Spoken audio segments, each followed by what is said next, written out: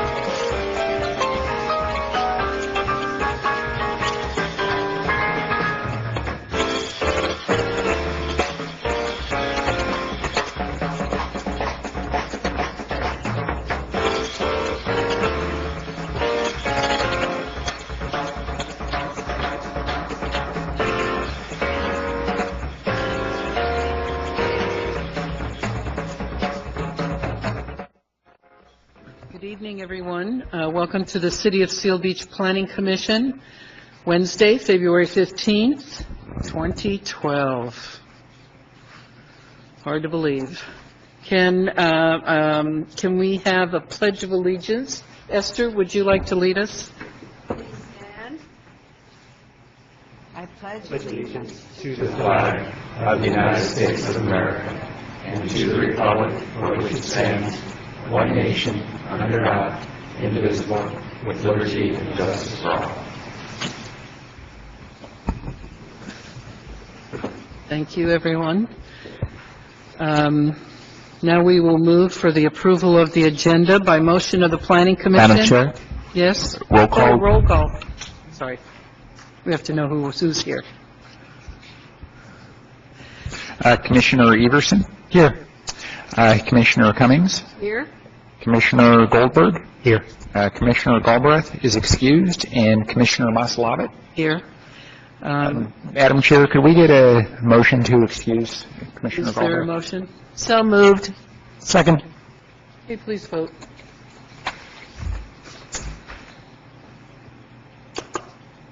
Good. 4-0. He's excused. Now we'll go to the approval of the agenda. By motion of the Planning Commission, this is the time to notify the public of any changes to the agenda, rearrange the order of the agenda, and provide an opportunity for any member of the Planning Commission or staff to request an item be removed from the consent calendar for separate action. Are there any changes that any of the commissioners would like? No? Okay, we'll move on, or do we have to vote? Okay. Oral communication. At this time, members of the public may address the Planning Commission regarding any item within the subject matter jurisdiction of the Commission. Pursuant to the Brown Act, the Commission cannot discuss or take action on any items not on the agenda unless authorized by law. Those members of the public wishing to speak are asked to come forward to the microphone and state their name for the record. All speakers will be limited to a period of 5 minutes. And if you have something that's not on the agenda, this is your time to speak. Seeing no one, we'll move on. The consent calendar. The items on the consent calendar are considered to be routine and are enacted by one motion, unless prior to enactment, a member of the Planning Commission or staff requests a specific item be removed from the consent calendar for separate action. The item on the consent calendar is approval of the Planning Commission meeting minutes of February 1st, 2012. If there are no changes, can we have a motion? Should move approval. Is there a second? Okay. 4-0. Consent calendar is approved. There are no scheduled matters, and we will move on to public hearing. Variance 20-12, minor use permit 12, what did I say? Variance 12-1, I don't know where I came up with that. Minor use permit 12-2 at A95 Surfside Avenue. Can we have a staff report, please? Yes, Madam Chair, members of the Commission, this is an item that was renoticed from a previous hearing. The renotice was necessary because the application was incorrectly noticed the first time. It was only noticed for a minor use permit. This application is for both a variance and a minor use permit to construct an exterior glass wall for an interior staircase that encroaches approximately 1 foot into the required side yard setback area, as well as a glass and stucco architectural element on the rooftop deck that is approximately 35 square feet in area and exceeds the 35-foot height limit by approximately 3 foot 6 inches, for an approximate overall height of 38 feet 6 inches. These requests are in conjunction with a major remodel of the existing structure. The existing structure currently does have a doghouse on the roof. The applicants are proposing to shift that doghouse over a few feet from its current location. The doghouse will still remain approximately the same height and square footage footprint as exists today. The minor use permit request is to add an architectural element adjacent to that doghouse that acts as sort of a tower feature for an interior staircase that eventually comes up to the roof deck. The variance request is for a glass wall encroachment that's part of that interior staircase that encroaches into the side yard setback approximately 1 foot. The property is required to have a minimum 3-foot side yard setback, and with this 1 foot encroachment, that side yard where the glass wall encroaches would be reduced to approximately 2 feet. The Surfside Colony is the only area remaining within Seal Beach where minor use permits for exceedance of the height limitation is still allowed. Staff is recommending approval of the minor use permit as they do believe that it meets the intent of the code section that does allow Surfside to exceed the height limit. However, we are recommending denial of the variance for the glass wall encroachment into the side yard, as staff does not believe that the findings can be made to grant such a variance. In the past, under the Chapter 28 zoning code, the city tended to be quite liberal with their interpretation of the code, and there are some instances in Surfside where we do have such encroachments into the side yard.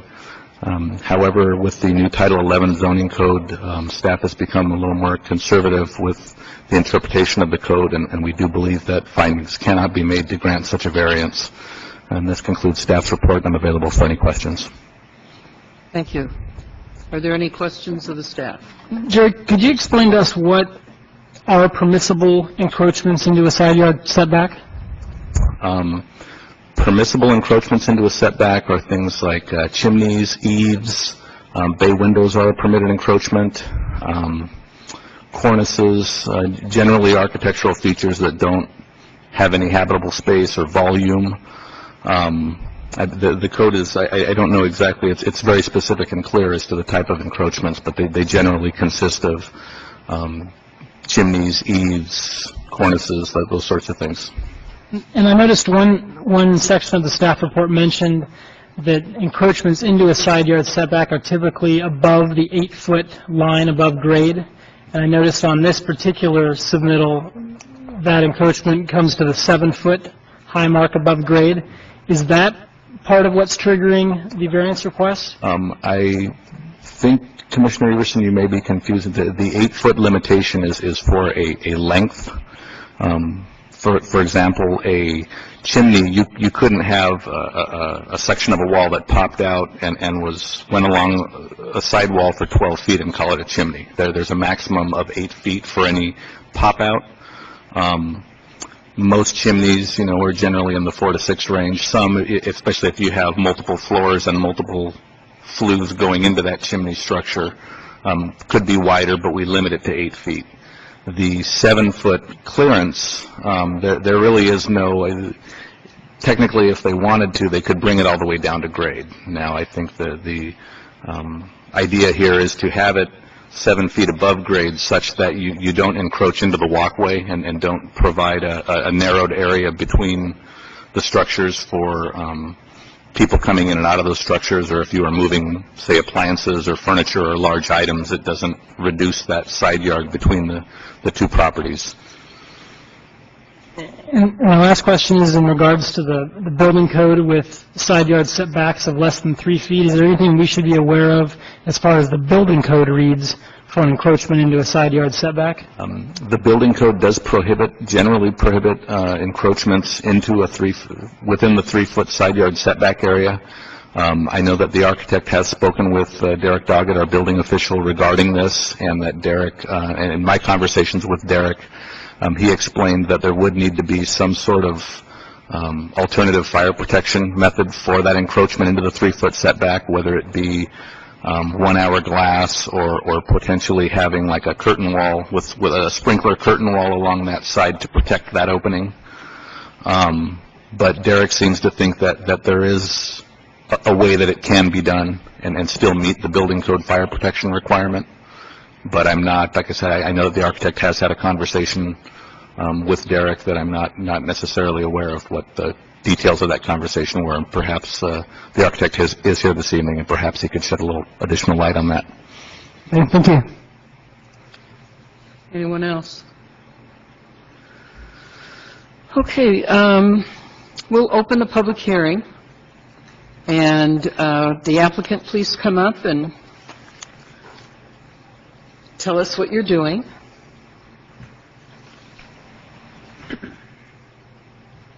My name is Marshall Linens. I'm the architect representing A95. The minor use permit, I'm going to try to do this and speak in the microphone at the same time, just to give you an idea. Right now, we are allowed and we have approval for a 56-square-foot doghouse. And that's what's existing up there. You need to speak into the mic, That's what I thought. otherwise... Sorry about that. We have approval for a 56-square-foot doghouse that was essentially right here.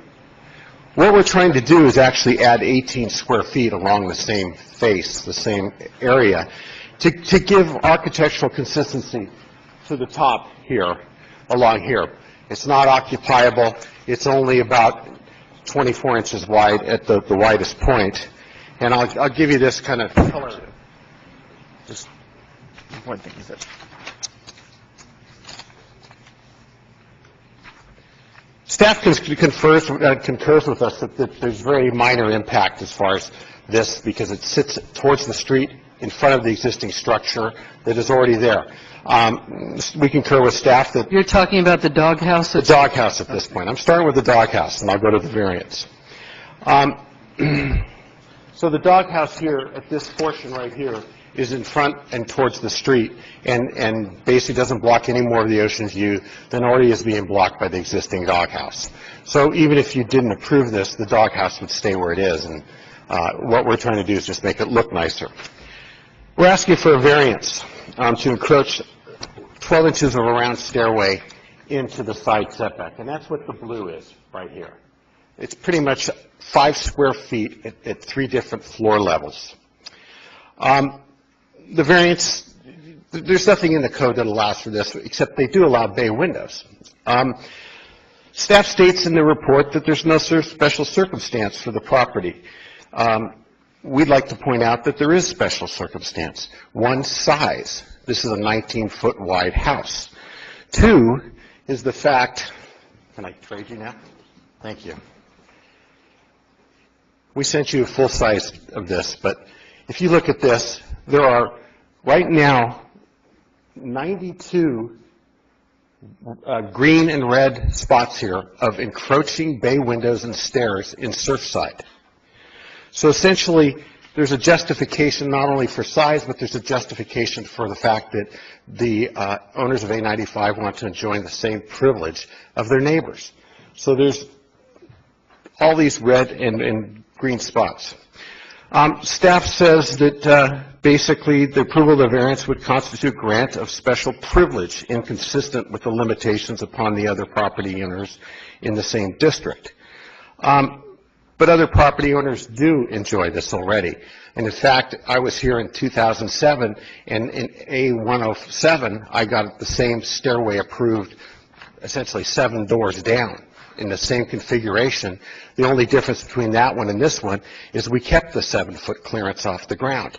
So along with A107, there's all these other examples of this.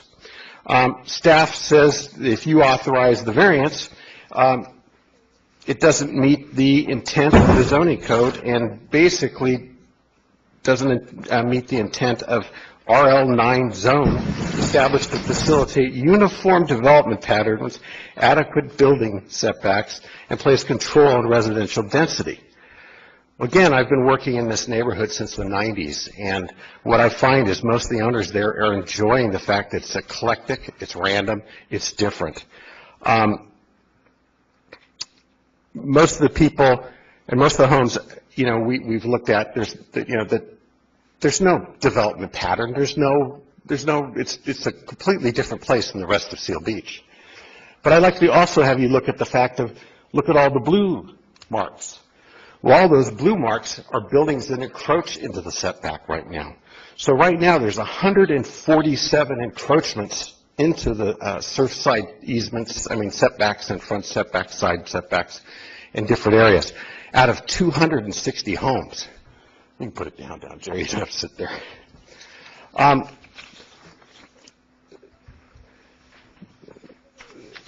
Essentially, this window, is giving them 15 extra square feet. And keep in mind, it's barely occupiable. If you take the structure of the wall, there's 4 to 6 inches. If you take the structure of the stairs, there's another couple inches. It's more just the feature and the beauty of it and to make it work in an efficient manner. As far as it's not going to change the design pattern of Surfside at all. And as far as safety, it doesn't threaten anybody's safety because it can be washed on both sides with fire sprinklers. You would allow it if it was a bay window, so it's not a problem. You do allow other encroachments. This won't block anybody's view because there's already another fireplace encroachment in front of it towards the street. Granting the variance has no impact. But I'd like to point out at the bottom of page 5 of the staff report, the Planning Commission may take into consideration the architectural style of the non-habitable architectural feature and the feature above and below. As applied in the style of the overall structure, the materials used in the construction will be in substantial conformity with the materials used in the construction of the house. The purpose of the architectural feature will have similar the proposed architectural feature will have similar treatments and roofing materials as the remodeled house. The purpose of the feature is to extend the proposed exterior glass wall above the roof line and to add light and whatever. The entire architectural feature exceeds the 35-foot height limit and would encroach 1 foot into the side setback. Based on the design location of the architectural feature, staff does not believe this feature will significantly impair the primary view of any property within 300 feet, and that the existing covered roof access structure is located on the roof deck now, and the relative minor extension would not cause a problem. Staff believes that the architectural feature as proposed meets the intent of the code and adds a unique and functional architectural element to the existing dwelling. I'd like to just point out that there are 260 homes. We're actually 147 in encroach. I'd like to point out that we have 80 supporting signatures here tonight that we've garnered from the community in support of this project, and the fact that it has no impact and they support it. I want to point out the fact that the association supports this project, and they've supported it all the way through, the design at the beginning to the end. And tonight even, you should have a letter in your packet from the president reiterating the fact that he supports this project.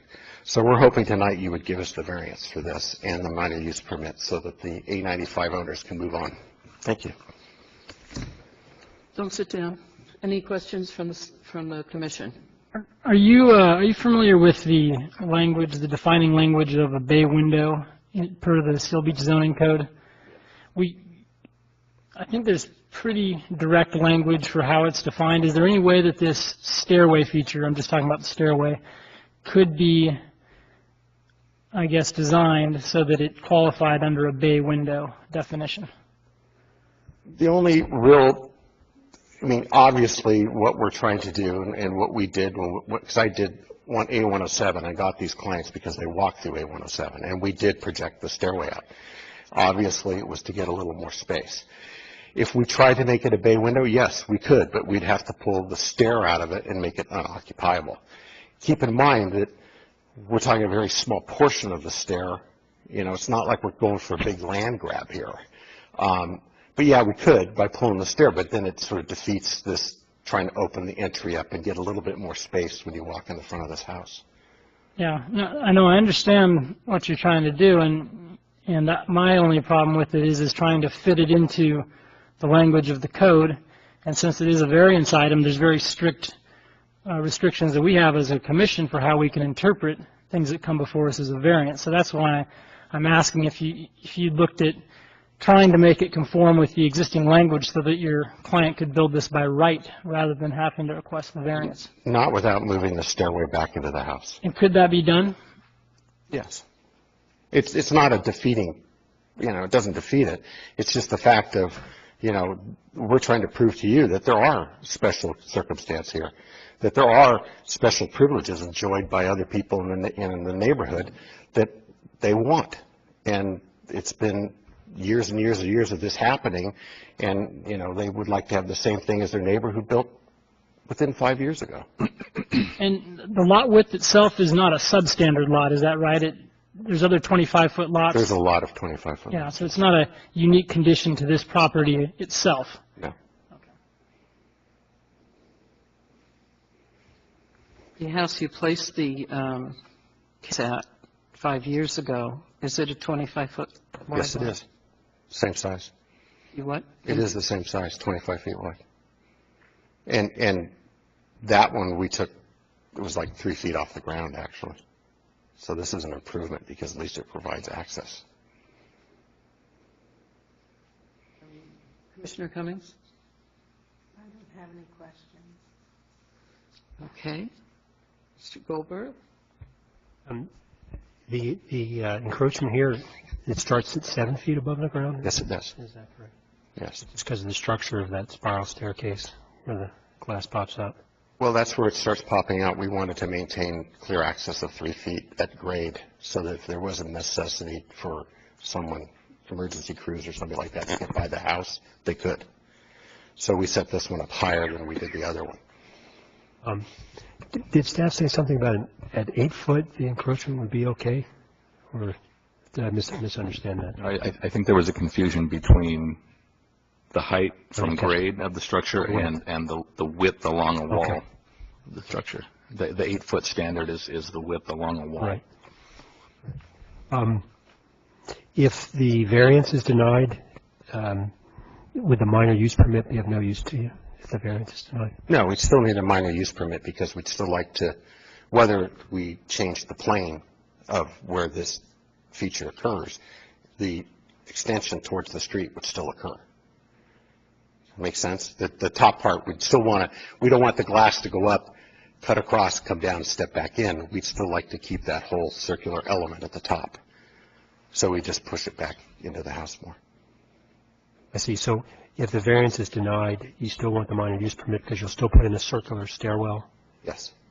Just recess it so that it Yes. doesn't encroach? Okay.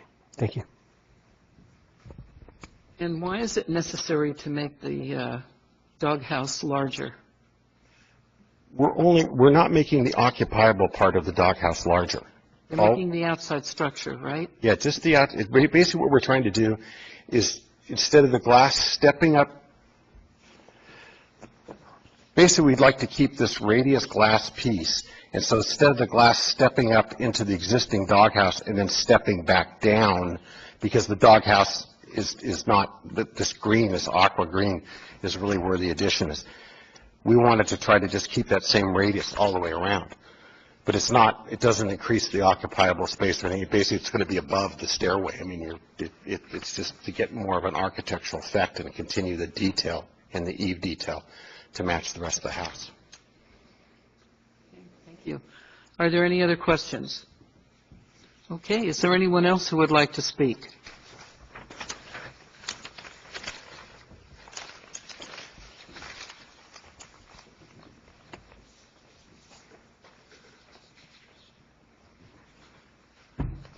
Yes, Michael Powers. We own B94, which is right across the street from them. So in theory, it's the most affected, property when it comes to the view. I guess, first of all, this is extremely tough. I mean, Wayne and Cindy are they're great neighbors, and this makes it tough.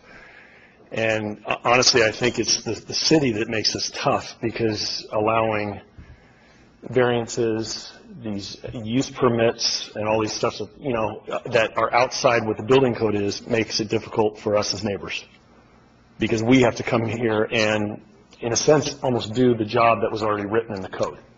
There's a reason why that code is written, and when we ask for variances and we ask for these special use permits and things like that, it forces neighbors to come in and defend their property. Our issue, I guess, my first question, can I ask a question of the architect? Is that okay? Why don't you ask me the question? Is the doghouse, as it currently stands, the width of it, is that increasing? Yes, it's being shifted. Well, yeah, I think, because when you said, I think, Madam Chair, maybe staff can answer that Why don't you question. answer it? My understanding of the plans as they're drawn is that the occupiable area of the doghouse itself is not increasing in size, it's just shifting over slightly. Now, the architectural feature that they are requesting the minor use permit for this evening, which is not an occupiable space, is my understanding, is being added in addition to the existing doghouse. So the structure that's on the roof, if the minor use permit is approved, will ultimately be larger. But the doghouse itself that exists today, that area will roughly be the same after the fact.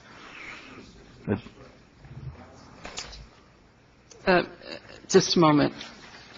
I don't know if I was confused. I'm not clear. Okay. There's a doghouse that exists today. X feet by X feet. X feet by X feet, so many square feet. That doghouse will be shifted over, but will not increase in size. The size will remain roughly the same. What the applicant is requesting is a minor use permit for an additional architectural feature adjacent to that doghouse that will exceed the height limit. So that portion will expand the amount of structure that's on the roof, but technically the doghouse itself that exists today will not increase in size. The overall structure will increase in size, but The width of the structure that's going The to width of the exist at structure- end will be wider than the Correct. structure that exists there now. correct. Say that again? The width of the structure that would be built Yeah. will be wider than the structure that is Yeah, currently there. right, so it is bigger.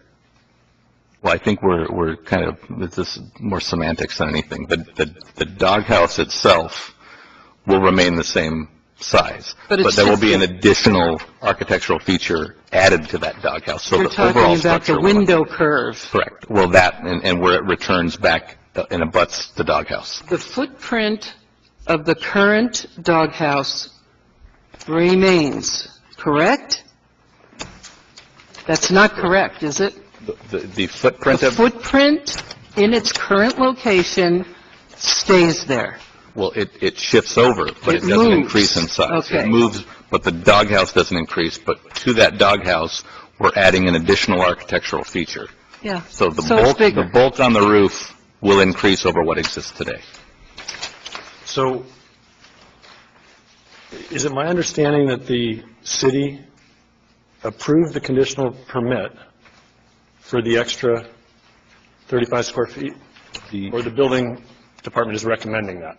No. Is that, The I'm dog... confused. I know there's a variance for the outside, the 1 foot outside. Correct. The side, but the additional 35 square feet that is being put on top of the roof? The 35 square feet exists today. That was approved in 1992 by No, the planning. there's a 56 square feet that approves, that is already there today. There's an additional 35 square feet that's being put on there. Is that correct? That's the curve of the window glass? No, and it's also the structure, the mass of the structure. Right. It's not just width, it's also, There are two parts to this application. right, the variance, The which sticks variance, out, right, and the other part. and then the expansion of the doghouse. Right, okay. That part of it is as much as anything that I'd like to address. I guess there was a comment that it does not significantly impair the view. I think anything that expands the doghouse on the roof significantly impairs the view. I mean, you just can't get around it. It doesn't, if it's wider, if the entire part that's on top of the house, the entire width that we have to look at is wider than it is today, it affects the view. In addition, there's just an entire, in addition to the width, there's more mass that's on that roof today. I know that dog houses aren't even allowed unless you have this permit, which is honestly is kind of crazy in and of itself. I don't understand if you allow every dog house to be put on there with a conditional permit, then why don't you just allow dog houses? But the fact is that this is a very wide dog house in and of itself, because, you know, it goes north-south instead of east-west, you know, where it would block less of our view if it went east-west. It goes north-south. To add to that, I think it now takes up, I think, if my numbers might be wrong, but will take up nearly 70% of the view across the top. And I think that's a lot larger structure than what is deemed appropriate for the use of a doghouse. So, you know, again, I wish we weren't here. I feel bad being here. But because the structure is gaining in size on the roof, it will impair our view. The mass is bigger. You might as well just let them go all the way up to 38 feet all the way across. I mean, if you're going to allow this. And I don't think that's the intent of the building code. Thank you. In the mic. Is there any place on our plans where it shows the current doghouse? I mean, on A2 at the left, it shows the new one, and he's correct, it does come almost 70% across the roof. But I would like to be able to compare that to the current one, but I don't see a drawing anywhere of the current one. There isn't one. That's what makes it so confusing. Okay, we have someone else that wants to speak? Your name, please. My name is Robert Osborne, and I own the property at B95, which is next door to Mr. Powers there and across the street from from the applicant. And my comments are basically identical to what his comments are. We don't want to have conflicts with our neighbors and all that sort of stuff, but Surfside has indeed does have a lot of encroachments. It has an awful lot of old houses encroaching on, into these spaces that were built before the code went into place.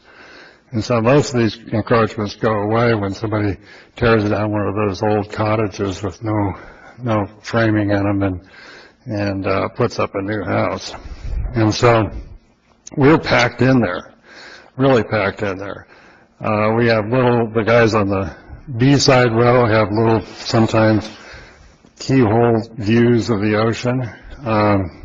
Real popular is to build a patio up on the top of your deck where you can go up there and enjoy the view. And so, we recognize dog houses are an important part of that, being able to get up onto your roof, in a easy manner. But there's a limit to how much space you need to do that with. And, some of these have gotten pretty large, and this one is probably one of the largest already. So I think that, Mr. Powers he's already got his house built up there with a view of it. I don't yet. I still have one of the little cottages, but I see it as potentially affecting my property value as well. So thank you. Thank you. Anyone else?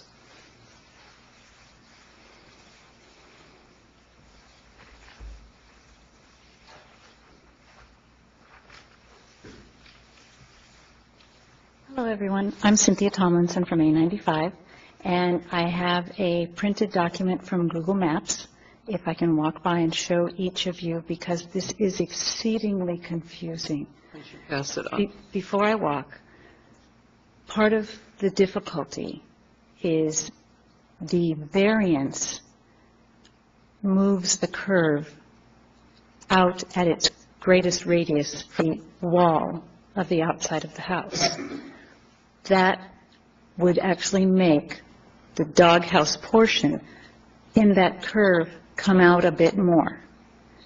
If the variance doesn't occur, the entire radius will have to come inside the exterior wall, shoebox shape, and it will be inside and behind the actual doghouse that is on the roof now.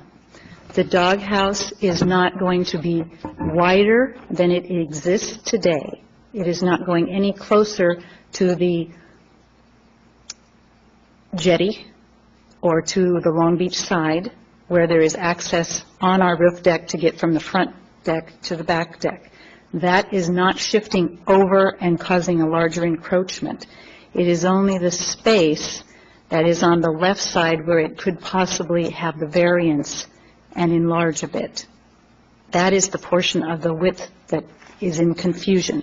The doghouse itself is not moving from left to right at all. And in this drawing,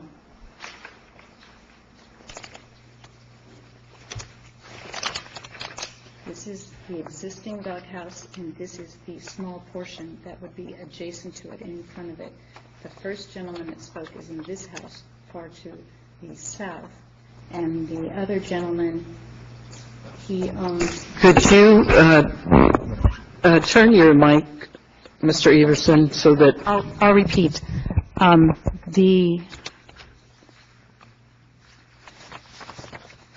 Okay. This is the roof, and this is the portion that would be in addition.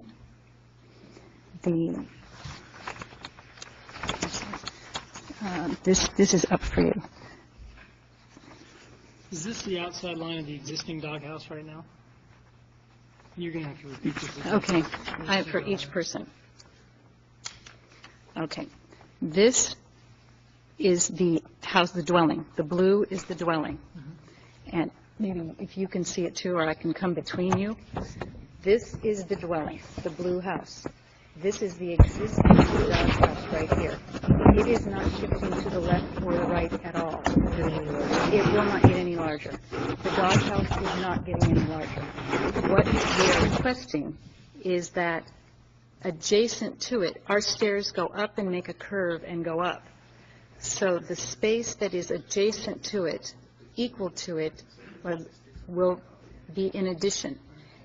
What doesn't show is that it's a curve, and a small portion that you saw on the large drawing would encroach into that 12-inch area, and at its radius outermost edge, would it hit the 12 inches. This is the portion. The first gentleman lives in this house, shifted over, and the other gentleman, he rents this house right here. So it is not in his, it does not affect his house at all. Where will the new architectural feature be in proximity to that existing doghouse? Right here. It will be half here and half in this new little space. So it won't be any wider than it is right now, than that mass that's there right now? The mass does not change at all. It is just a little piece. Okay. It's a little piece that goes, this piece is right here.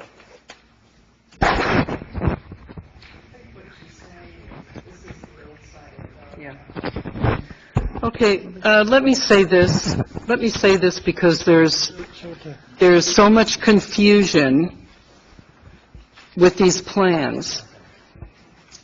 I'd like to make a suggestion to the commission that this item be continued until such time as the applicant submits an as-built plan for the roof, so that we can see what is there now, and maybe they could do a PowerPoint presentation so that we can see from the roof what's going on up there.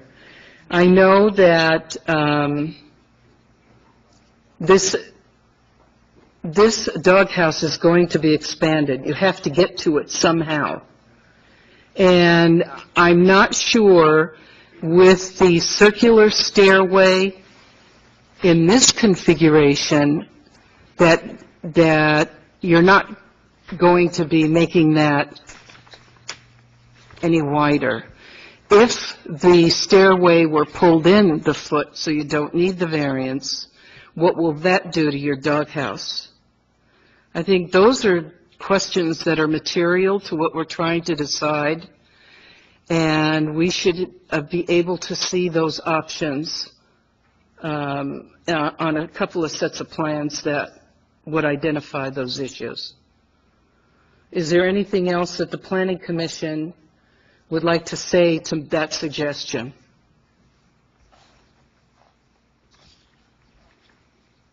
Go ahead. Well, I know that you didn't see the explanation, but it seemed fairly clear to me. I was watching. Okay. It seemed fairly clear to me that the size of the existing doghouse does not increase. That it shifts over to accommodate the new proposed stair, which would be, part of the variance request. Right. In addition to that doghouse massing that's there now, an architectural feature like a light well will be added to either side of the doghouse, but it doesn't expand the width of that doghouse across the roof. I understand that part of it. I'd like to know what happens to the roof plan without the encroachment of the 1 foot into the side yard. What happens to that stairwell? What happens to the light? Will that change in any way, and will that change the doghouse in any way? I think those are issues that we need to take a look at. Madam Chair, Just a moment, please. I'm wondering if any commissioners want to make a motion regarding the variance tonight, if that would be appropriate. And we can bring the doghouse back in the future. And as you say, the design of the doghouse may be different if the commission denies the variance. That's true. Yes, would you like to speak up? So give us your name again. Michael Powers. And your name is? Commissioner Everson? Everson. I guess, I'm not an architect, but I don't want to get caught up in what the definition of the doghouse is. To We're me, not. The issue is not the definition of the doghouse, and you're trying to separate an architectural piece from a doghouse. The issue is the entire mass that is increasing on the rooftop. There's a number of issues we have to look at. One of them, No, but I don't want just to, when we look at the doghouse only, the fact is that everything that is on the roof impairs the view, including an architectural thing that is allowed, right? So I think that I would just encourage, I would like you all to look at the entire mass of the rooftop, not just what the doghouse, what is considered a doghouse versus something else on the roof. That's what we're trying to get to. Is there an inclination by the Planning Commission to consider the variance one way or the other at this point, and then continue the doghouse issue and bring it back? If you want to make a decision on the variance, we could do that. I think they're more related now than I had initially Yeah. thought. And so if we're going to discuss continuing the item, then I would suggest we continue both items. I would agree with that. I'd like to see the alternative plan also without the variance. Let's see what happens up there. You know, the Google Maps picture was very helpful, but we all need to see it, and the people at home need to see it. It needs to go, you know, out to the world, so to speak. And it's just not possible the way it was done this evening. And I'd like you to take that next opportunity to provide some more data on what's going on that roof. Madam Chair, at the risk of being repetitive, it would be very helpful to have photographs of the current doghouse Yes. that's there now, and giving us the exact dimensions, the width and the length and the height of that doghouse, because if this mass is just being added in an area that's already obscuring view, then it wouldn't have an impact. But I'm trying to understand how high that doghouse currently extends above the roof, and whether this architectural feature, while not adding width, may add height to create a visual obstruction. I just can't get my arms around that right now without more information as to what the current status is. Okay. Would you like to say anything? I'm more than welcome to take a continuance because it's better than a no. So when could we continue this to? Good question. I think if we had plans back within a week and a half, we could get it on the March 7th agenda. Okay, so Is that, Jerry, does that give you enough time? Because we do have an extra week. Oh, If we good. have an extra week, then Yeah. that should be adequate. what would be my deadline, Jerry? A week. I can't do it in a week. Would be the 29th. All right? I would like to I move. would probably say the 27th, Okay, but 29th, I think, would still... 29th is a Wednesday, isn't it? I would prefer by the 27th, simply to give me time to review the plans and to... Could I settle on the 28th in the middle there? Just because I'm actually not here next week, I'm sorry. Okay. It's the family vacation. I think we could work with that. Yeah, I would, please, let's continue it. I've gotten the sort of the gist of what you would like, and I will put together a PowerPoint to present that to you. Okay, thank you very much. Thank you very much. We need a motion to continue, and we'll leave the public hearing open. So can we have a motion to continue So to moved. March 7th? So moved. I'll second. Okay, please vote. That's 4-0. Okay, you're continued to March 7th.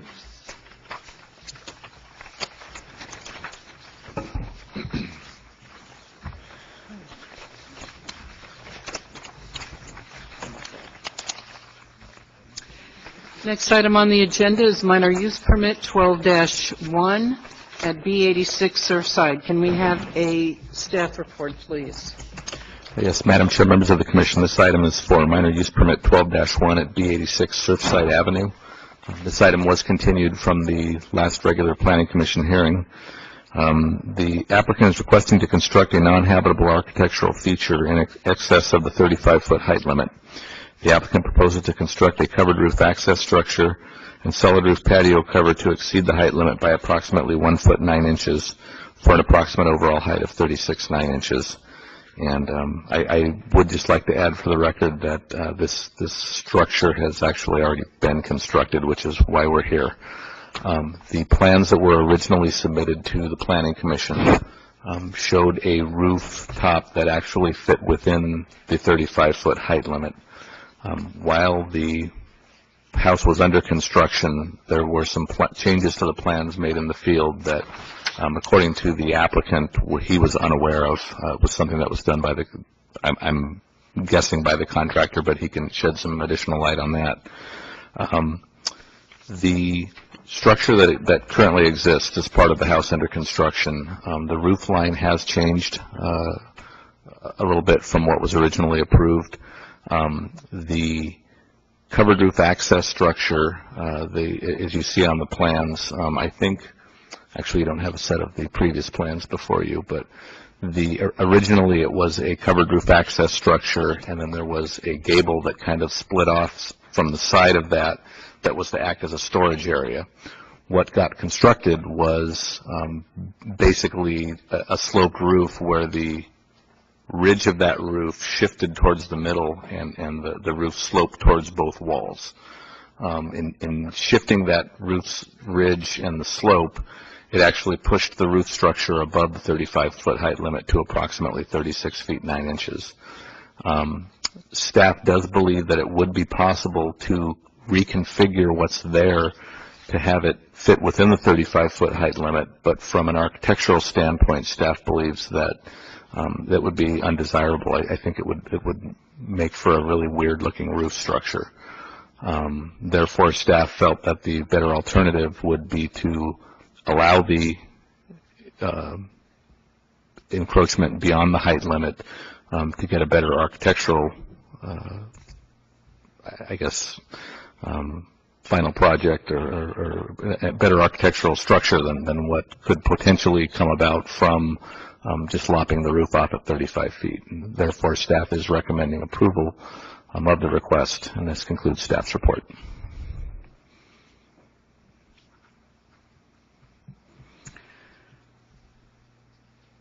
Could you tell me what your recommendation is again? I got lost there somewhere. The recommended, what you see on the plans before you is actually what exists today. Right. That's this picture right here. That is correct. That picture and from the plans that were submitted as part of the application actually correspond to what is existing today. Okay, so the only thing we're considering is the peak. Well, it's a minor use permit for an encroachment beyond the height limit, so it's only the peak. Only the peak of the roof, correct. Okay. Got it. Are there any questions of the staff? Not right now from me. When we heard this issue before, I think Commissioner Everson asked about what would be the minimum square footage of the covered roof access structure. I don't know if staff had a chance to figure that out, as opposed to what's proposed. The minimum, based on the way it's configured, I would estimate it's probably somewhere in the neighborhood of 50 to 60 square feet because of the way the stair returns.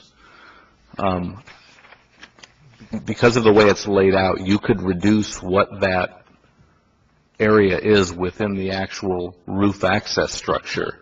I don't know. I think it would require a reconfiguration. To try and reduce it below 35 feet would require, you could do it within 35 feet without reducing the footprint of the covered roof access structure. The access structure, for the most part, there's only a very small portion of it that exceeds 35 feet.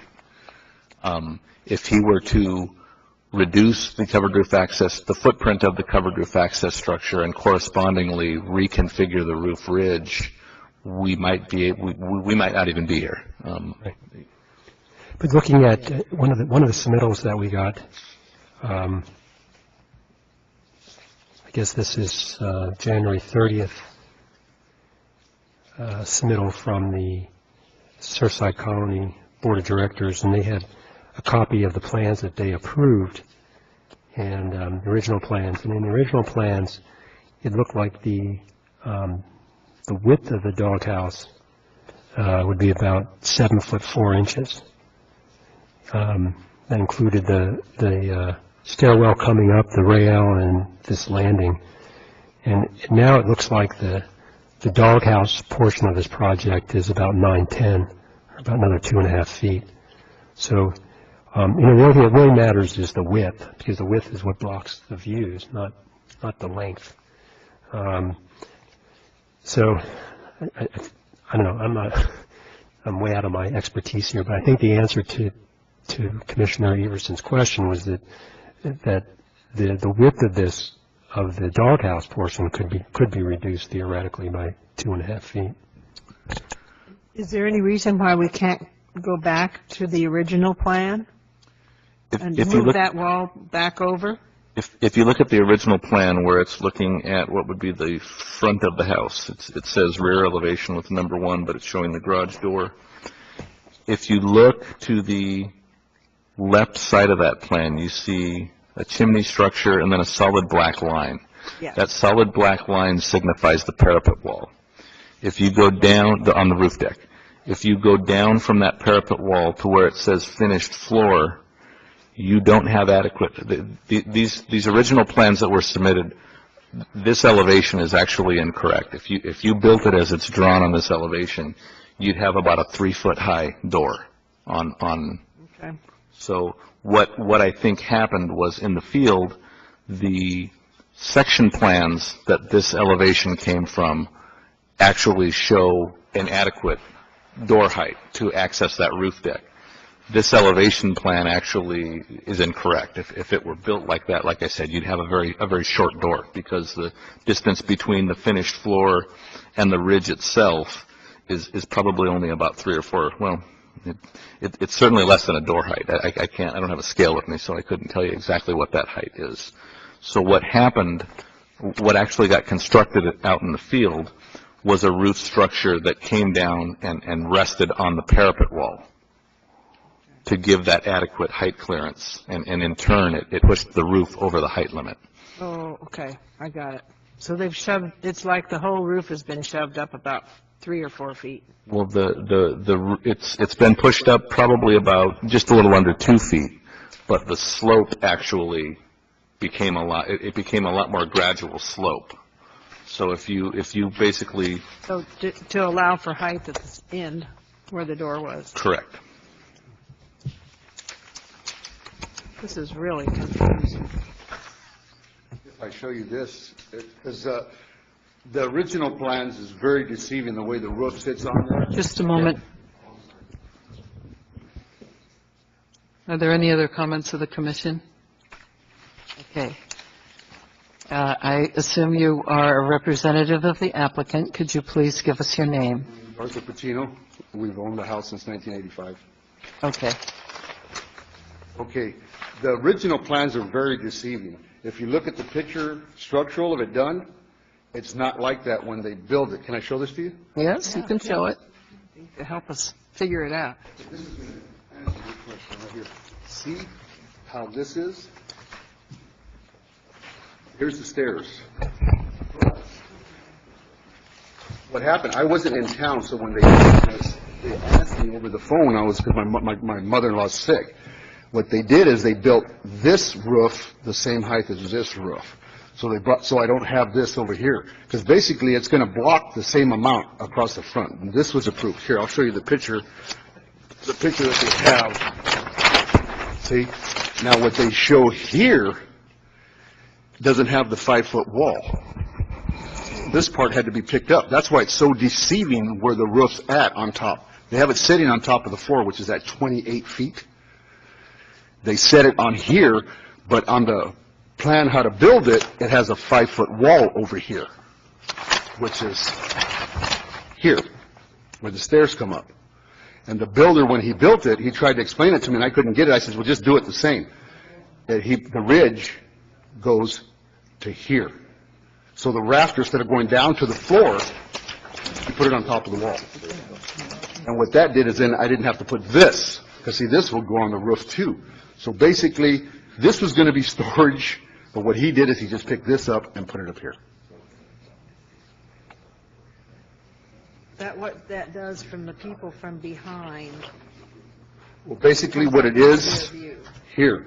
Well, if I were to do the doghouse and bring this all the way up, it would be worse. This is going to be there, if I do it the way the plans are, it's going to be there anyway. So it's still going to block the view. Because here's the other one. Yeah. With the root structure, how it's drawn. So basically, this would Basically what it comes to.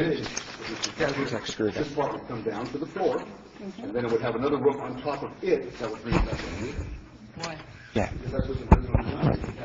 Yeah, excuse me, I'm not sure that, people. Getting on TV. Yeah, exactly. So that's what was so deceiving to me too, is this picture that you see Okay, versus how to build it. this is becoming a real ordeal here. I think, and Jerry, correct me if I'm wrong, it seems as if maybe the architect drew the plans wrong incorrectly, and then when the contractor was building it in the field, he realized the error, fixed it without getting approval, and that's why we have construction that the city has. Well, there's a couple things. Only that elevation is drawn correctly. If you look at, if my understanding, and I've looked at the plans more times than I care to mention, but it appears that the rest of the drawings, where the section drawings are and the construction detail, are actually drawn correctly, if I'm not mistaken. Drawn incorrectly? Drawn correctly. Correctly. The section actually shows the roof as it exists today, but the elevation drawing does not.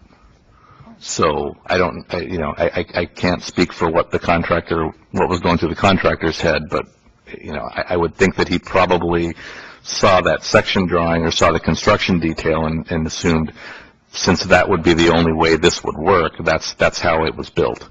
Without talking to the architect. Without talking to the architect or the owner, and with disregard to the actual elevation drawing. So how do we deal with this, Mr. Director? Mr. Attorney? Well, I think, not to be dismissive, but I'm not sure that errors on the part of the architect or the contractor necessitate the Planning Commission approving a height modification. That's very true. While I'm sensitive to the homeowner's plight, certainly errors and omissions that are caused by architects or contractors are generally their responsibility to correct.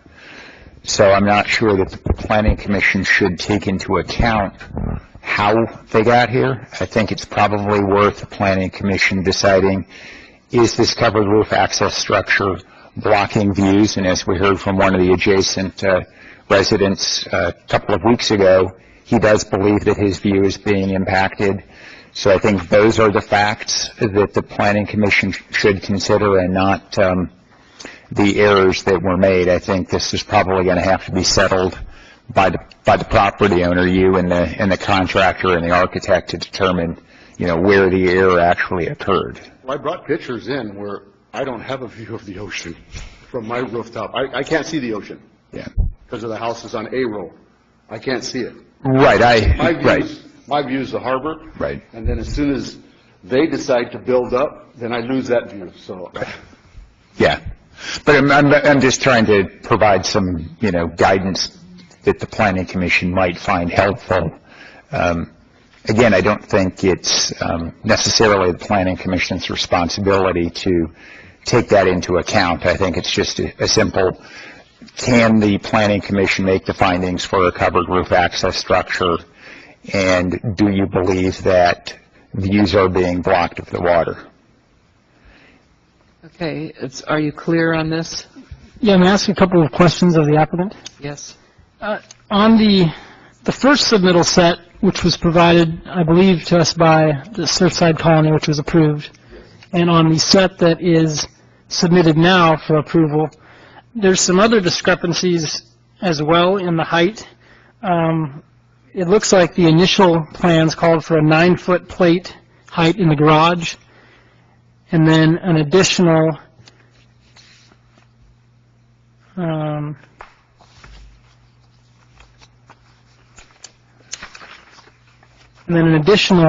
8-foot, 8-inch height on the top floor, the third floor of the house. On the submitted plans we have, I see that the plate height in the garage is still at 9 feet. The third floor is now at 8 feet. Well, every floor, when you come into the garage, there's a 12-inch difference between there and the rest of the house. The rest of it, all the rooms are 8-foot ceilings. Okay. So The only one that's 9 feet is the garage, because it's recessed down and you have one step to go into the house. But every other floor, from that point, every floor is an 8-foot ceiling. And is the garage ceiling built at 8 feet or 9 feet? It's built 8'9". Okay. You have to have a cripple wall for the slab so water don't come in. So that's why there's a step. And there's a pony wall that goes around it. The wall from there to the ceiling is 8 feet, but from the bottom plate to the top of the cement is another 9 inches. With the way that the house is built today, from the first floor of the house all the way to the very top parapet wall, could the structure be revised or part of the roof removed so that it was built as the original approved plans were designed? Well, basically, the room where the stairs is at is the same size. That didn't get any bigger. The width? The width is and the same size. And the length. But the problem when was the stairs come up, that, basically, where you come up from the stairs, you have, I think the code is 32 inches. Well, that's what's there. You have 32 inches on one side and 34 inches on the other side and 30 inches on the other side. So there's really not a lot of floor space. It's all stairs. But the height is different. The height, well, from my understanding is you have to have from the top step 80 inches to the bottom of the roof rafter. Well, I may be able to bring it down 2 inches. Okay. I don't see, I can bring it down 2 inches, and I'll have the 80, I think I have like 82¼ inches right now. And code is 80 inches. You have to have that last step where you're standing, the rafter has to be at 80 inches. Okay. I can bring it down 2 inches. Yes, I can. All right. Could you tell us a little bit about the process that you've gone through to get your initial approval, and then what brings us here today, which is a request to grant the height limitation, which was not necessary with your first set of plans? Well, the first set of plans, it couldn't have been done, because you would have 3 feet, the way the architect did them. So, but if you open it up and you go to the architectural part on how to build the access, it shows a 5-foot wall. But why we're here today is my mother-in-law has cancer, so I've been back and forth. That's why I couldn't make it to the first hearing. I was with her. But what happened is the contractor called me up. He built that side, and the one side, I guess, that we're talking about would be I call it the right side, looking at the house. Well, he built that, instead of making that go from the ridge down to the roof itself, he picked it up and put it at the same height as a 5-foot wall. Because I can move it down, but then when I put the other gable on it, it's going to bring it back up to where it's going to basically be the same thing that's there, but maybe a little inch or two lower. The next question I'm going to ask, I'm asking strictly in regards to our City of Seal Beach planning code, and particularly in regards to item number 2, under 11.2.05.015.A.1, and it's the part that is in regards to whether such a variation is appropriate for the character and the integrity of the neighborhood. And my question is in regards to the process that all properties go through for review. The first set of plans that we received and was approved by staff by right were approved by your association neighborhood. Has the second plan been approved or submitted to the association? Yes, I submitted them in December. This has been going on for 2 months. And have they approved them? I don't know. Have they contacted you, Jerry? They have contacted me, and they had stated that they would not be approving the revised second set of plans that you have before you tonight. Do you think... We have a letter from, There should be a letter in here. there is a letter from the colony. I had seen the letter. I didn't know if anything had changed since that letter had been received, I think, Has 2 not. weeks ago. That was just 2 weeks ago, but nothing, to my knowledge, nothing has changed. The board still is in opposition to this. Do you think it would be appropriate to move forward at this time without receiving an approval from the association, since you received an approval on your first set of plans? I don't understand the question. Well, you're asking us to approve at the city level a set of plans which has not been approved, which has been denied by your association. Now, that's not what we're here to discuss tonight. I'm just asking you on the basis of the neighborhood integrity, if you believe that is a sufficient path to go down to suffice. We do have a section in our planning code that is in regards to the integrity of the neighborhood, and I think that is in a direct response to the process that you go through, as well as the built form of the building. Do you think that's appropriate to go forward at this time with this request before getting approval from the association? We might as well, because it seems like they've disapproved it, so I don't think they're going to approve it if they've already disapproved it. And I can, like I said, I can go back to the roof, but it's still going to basically be the same as the revised section.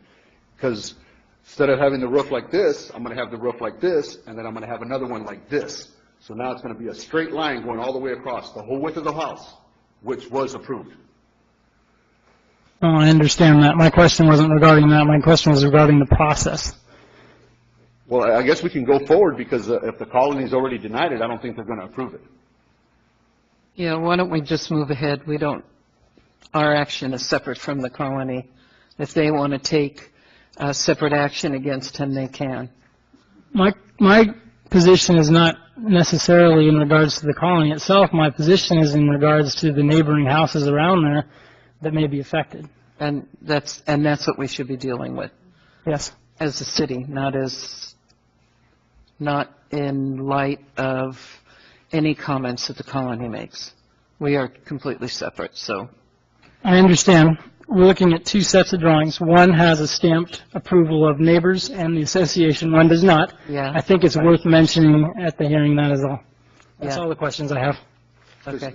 Because to me, all the houses that are square, that's not very appealing. That's why we put a different roof on the front, on the submitted, the ones that are there and there.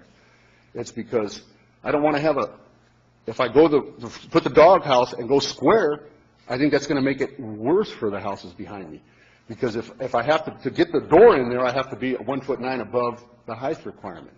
And if I did that square, I think that's going to look worse. It's going to be worse for the houses behind me. Well, dog houses aren't exactly the most attractive structure anyway. I know, I understand. And I appreciate your effort to make it a little bit architecturally pleasing. However, I think that following the rules is important. You were approved for one structure, and it ends up being something else. And I think it's incumbent upon you and your architect and your contractor to get together and come up with a solution. We shouldn't have to do that for you. I think I would entertain a motion on this project one way or the other. How would the commission like to deal with it? Madam Chair, are you closing the public hearing then? I suppose I will close the public hearing. Thank you very much, Mr. Padilla.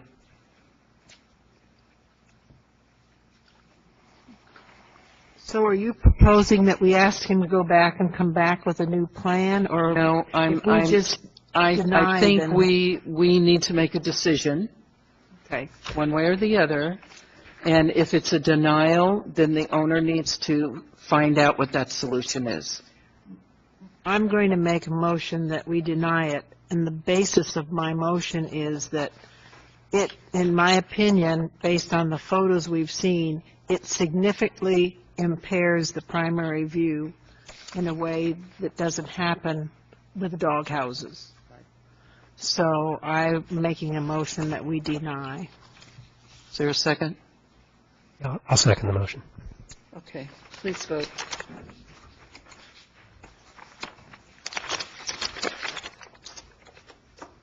Four to zero. I'm sorry, go ahead, Mr. Attorney. Denial of minor use permit 12-1 is the final decision of the Planning Commission. There's a 10-day period to appeal this decision to the City Council. That appeal period begins tomorrow morning.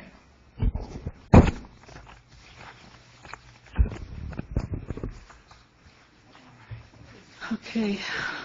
That concludes our public hearings for this evening. Is there a director's report? Yes, Madam Chair, I do have a brief report. First of all, I'd like to inform the Commission and the public of the Recreation and Parks Commission meeting 1 week from tonight, the 22nd of February at 6 p.m. One of the items on the agenda is in relationship to the Department of Water and Power specific plan. The Commission will be reviewing the open space portion of that project and discussing that at their meeting. I'm not sure what's on the rest of the agenda, but I know that that's a project that a lot of people have interest in. Second item that I'd like to talk about is... Could you email us that agenda? I can have the staff of the Commission do that, absolutely. Yes, thank you. That's very helpful. Yeah, the agendas are posted, I believe, on Friday, but I will certainly talk to Tim Kelsey and make sure that that gets to all of the commissioners. The second item is to just update the Commission on actions last night of the ad hoc Local Coastal Plan, General Plan Citizens Advisory Committee. And I think I've adequately described what the full name of that committee. The committee last night looked at the housing element. This was an item that the committee, for those people who aren't aware, has two tasks, as the name implies. One is to look at the general plan. The other is to look at the local coastal program. Last night they were looking at the housing element and addressing potential sites for rezoning for affordable housing. There were a total of 24 sites that the committee looked at. As a result of that, they recommended or are forwarding 7 of those sites to the Planning Commission. The Planning Commission will have a full public hearing on the housing element, including those 7 sites. At this time, I don't know exactly when we'll be bringing that item to the Planning Commission. I'm working with our consultant, John Douglas, to figure out what his schedule is and when we can make the changes to the element that was prepared back in October. But suffice it to say that we'll adequately notice everybody and we'll post a draft of the housing element on our website a minimum of 10 days in advance of that public hearing date. And that concludes my report. Will you be including in the revision you're doing responses to all the things that were in the letter that was sent, in addition to the new ranking of the possible sites? We will address as many of those issues as we can. Some of those issues, I think, were unrelated to the housing element. So certainly where it's appropriate, we'll respond to those questions. And the letter from HCD is on the website, our website? That's correct. Any commission concerns? Commissioner Everson? I just had one. I noticed on our staff report that I guess we call it the staff report, the overview. There was nothing on the upcoming calendar for the month of March.